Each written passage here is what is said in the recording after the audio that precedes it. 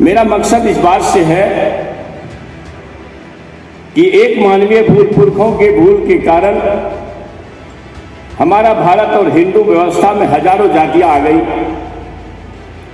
6,743 जातियां हैं तो 6,743 दीवारें हैं। जब ओरिएंटेशन रिफ्रेशर कोर्स में पढ़ने आए थे तो सभी पीएचडी प्रोफेसर दिल्ली प्राप्त थे। का अगर गौरवशाली विरासत और अतीत रहा है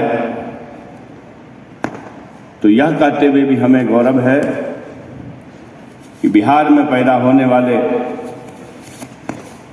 महान वैज्ञानिक आर्यभट्ट साहब इसी बिहार और मगध के धरती पर पैदा हुए और अपने कार्यशाला को इसी तेलंगाना में स्थापित किए। यह कहते हुए भी गौरव है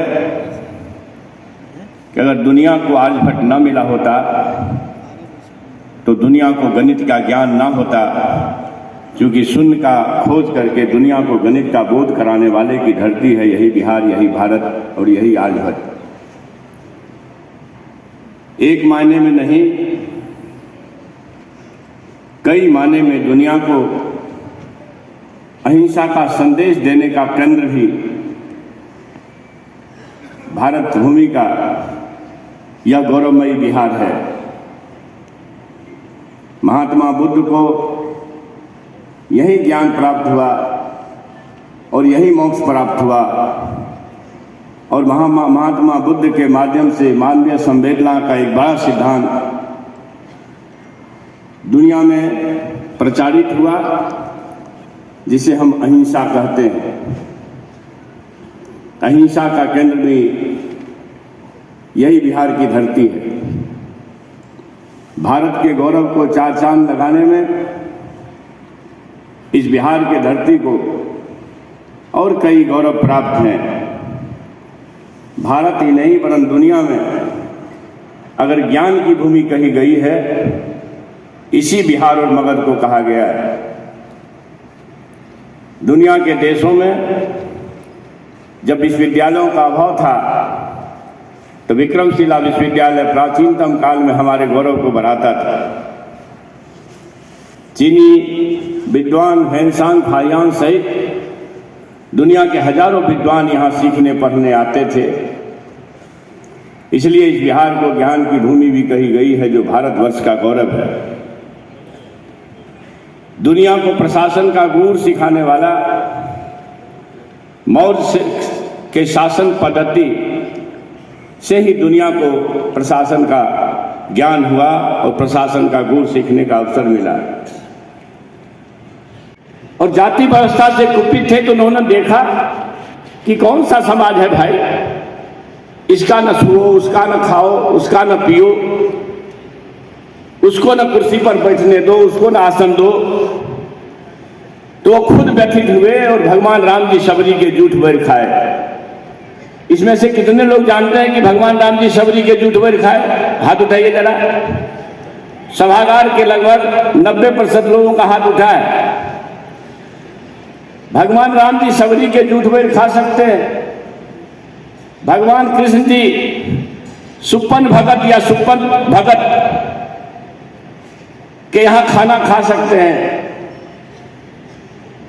मगर भगवान राम हो कि कृष्ण हो अकेला पड़ गए। हम लोग उनका अनुसरण, उनके कार्यों का अनुसरण न किए, उनको धूपबत्ती दिखाने का पर्याय बन गए। मेरा विनम्र आग्रह होगा कि अगर भगवान जी के आशीर्वाद को आपको प्राप्त करना है तो उनका अनुसरण करना होगा। सिर्फ धूपबत्ती दिखाने से काम नहीं चलेगा, अगरबत्ती दिखाने से काम नहीं चलेगा। अगर भगवान राम जी का, भगवान कृष्ण जी का अनुसरण कर लिए होते तो भारत को विश्व गुरु के स्थान से हटने का किसी को हैसियत नहीं होती। मैं पुनः इस बात को जोर से कहता हूं। नफरतों का माहौल खड़ा करके हम देश को ताकतवर नहीं बना सकते। देश अगर ताकतवर बनना है तो मोहब्बत से ही बननी है। भगवान राम जी का किया हुआ ना किए, भगवान राम जी सबरी के जूठ पर खा सकते हैं, मगर आज भी सबरी का बेटा मंदिर में प्रवेश नहीं कर सकता। आज से 6 साल पहले करीब इसी बिहार के धरती पर मधुबनी के एक दुर्गा मंदिर में इस राज्य के मुख्यमंत्री जीतन राम मांझी साहब गए थे। दुर्गा मंदिर में पूजा अर्चना करने गए तो पाखंडियों ने, यथास्थितिवादियों ने पूजा करने के बाद जब निकल गए तो उस मंदिर को गंगा जल से धो दिया।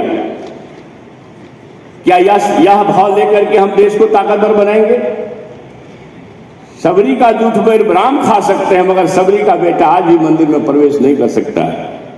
दुख से कहता हूं, YouTube चैनल पर जाकर के देखिएगा, इस देश के राष्ट्रपति रामनाथ कोविंद सपत्नीक अपने जगन्नाथपुरी मंदिर में पूजा करने गए और पाखंडियों ने उनको गर्भगृह में घुसने का इजाजत नहीं दिया। राष्ट्रपति को अगर इजाजत ना दी जाती है तो हम आपकी खेत के मूली हैं। इसलिए आप सभी सभागार में उपस्थित लोगों से कहना चाहता हूं, ईश्वर खुदा परमात्मा मालिक ने जात नहीं बनाया। अगर जात सच होता तो 194-95 देश में सिर्फ जहां हिंदू बहुसंख्यक है वहां जातियों का इतना ज्यादा नफरत और इतनी ज्यादा दीवारें नहीं होती। ये तो 6,743 जातियां हमारे भारत सरकार के गजट में है, मगर आज से कोई 1.5-2 साल पहले इस राज्य के संवेदनशील उप मुख्यमंत्री जी बेरोजगारों के लिए चिंतित, हर समय दुखियों के लिए दुखी, तेजस्वी प्रसाद यादव जी से साक्षात्कार कर रही थी अंजना ओम कश्यप आज तक पर, और अपने घर में जाएंगे तो मेरा विनम्र आग्रह आप सभी से है कि प्रभु परमात्मा खुदा मालिक जिसने भी आपको जो ज्ञान दिया, जो सामर्थ्य दिया, दुखी पीड़ित को अपनी क्षमता अनुसार मदद करने का प्रयास ही शिक्षा का असली मकसद पूरा करता है। इस ऐतिहासिक अवसर पर मुझे यह कहते हुए गौरव है कि मानवीय भूल के कारण, हमारे पुरखों की किसी गलती के कारण ये भारत देश कई जातियों में, हजारों जातियों में विभक्त है। मूल गलती जिन महापुरुष से हुई उस गलती को ढोने की जरूरत नहीं है। सुमित भाई बोल करके गए यहां से। 6,743 जातियों का भारत के गजट में यह भारत है, और दुख से कहना चाहता हूं कि पढ़े लिखे लोग भी जाति ढूंढते हैं, तो फिर पढ़े लिखे लोगों में अनपढ़ में क्या फर्क है? मैं कॉलेज में शिक्षक हूं,